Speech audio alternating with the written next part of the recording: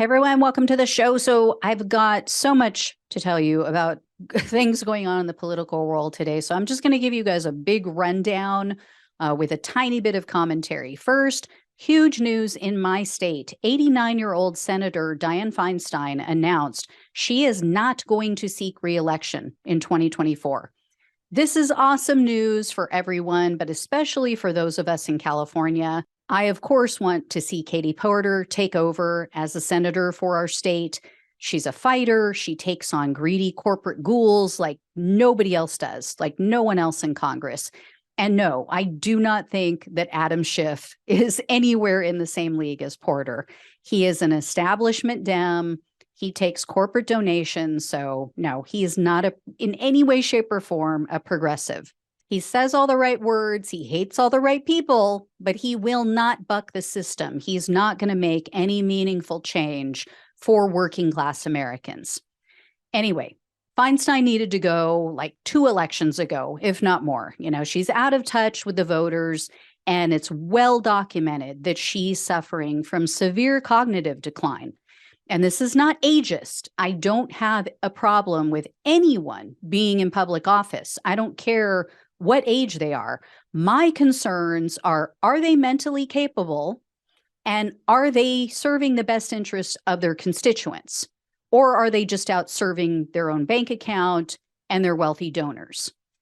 I don't care if they're 120 years old, as long as those two things are in alignment with my beliefs. But Feinstein fails on both of those questions. Next up is news that Nikki Haley has officially announced she's running for president in 2024. She launched her campaign with a video that I am sure is going to excite no one. It is extremely forgettable. Her candidacy really is the epitome of being high on your own supply and living in a donor bubble. I'll be sure to keep you guys all posted on her incredible campaign.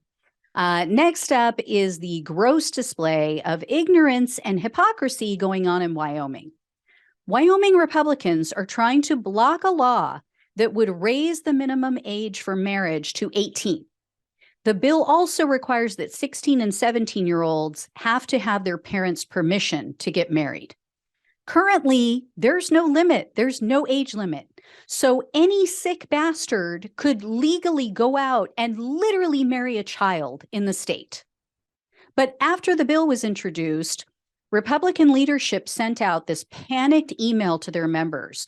They were warning them that if this bill passed, it's going to take away constitutional rights. Yeah, included in this warning was language written by a pro-life, pro-traditional marriage group. It's called Wyoming Families.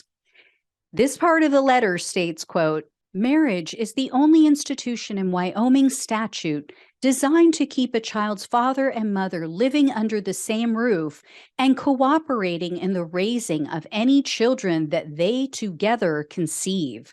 Since young men and women may be physically capable of begetting and bearing children prior to an age of 16, marriage must remain open to them for the sake of those children."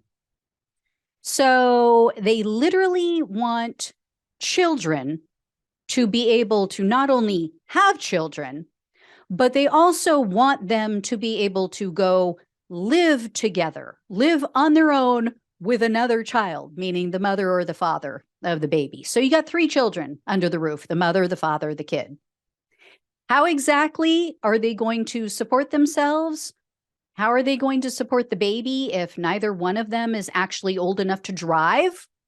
They have no education, because I'm assuming they have to drop out of school to take care of this baby, or at least one of them has to.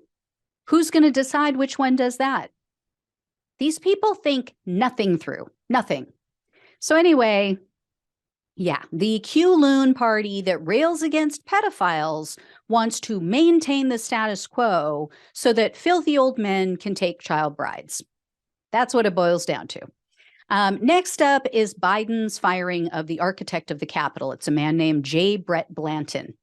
Blanton was grilled in a congressional hearing last week. This was over allegations of his abuse of power, his misuse of government resources, also the revelation that he purposely stayed away from the Capitol on January 6th. What's funny is that Republican lawmakers who, by and large, refused to impeach Trump, right? They refused to impeach and remove him for his actions on January 6th, for his failure to stop what was going on at the Capitol. Nope, didn't want any part of that. Didn't want to step up. Those same people were furious with Blanton. They raked him over the coals for not being there while they were under attack. So Biden made the right call with this guy, but I really wish that Blanton would have responded to the GOP lawmakers with something like, "Oh, but I thought it was a peaceful protest, you guys. I thought this was just a tourist visit." But he is a Trump appointee, so that'd never happen. Next up is a story about a New York state senator named Samuel Thompson.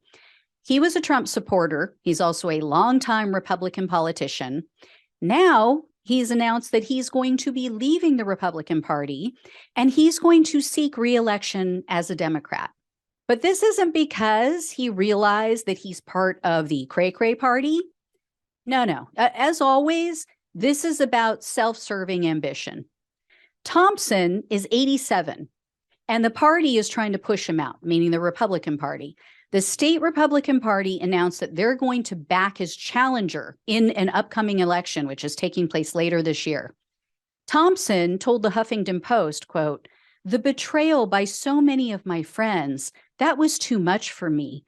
I am not leaving my party. My party leadership has left me."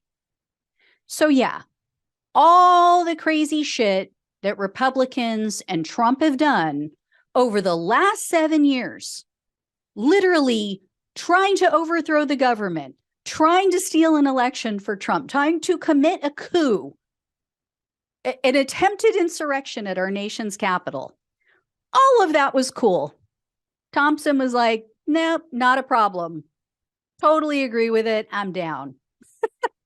But when the party turned on him, that was his red line. Yeah. Selfish is as selfish does. So anyway, guys, that's it for today. So love you all. Thank you so much for watching and listening. Please like, share, and subscribe. Please donate or become a monthly supporter if you possibly can. It truly helps to keep the show going, and I really appreciate it so much. So have a great night. Happy Valentine's Day to all of you. Talk with you soon.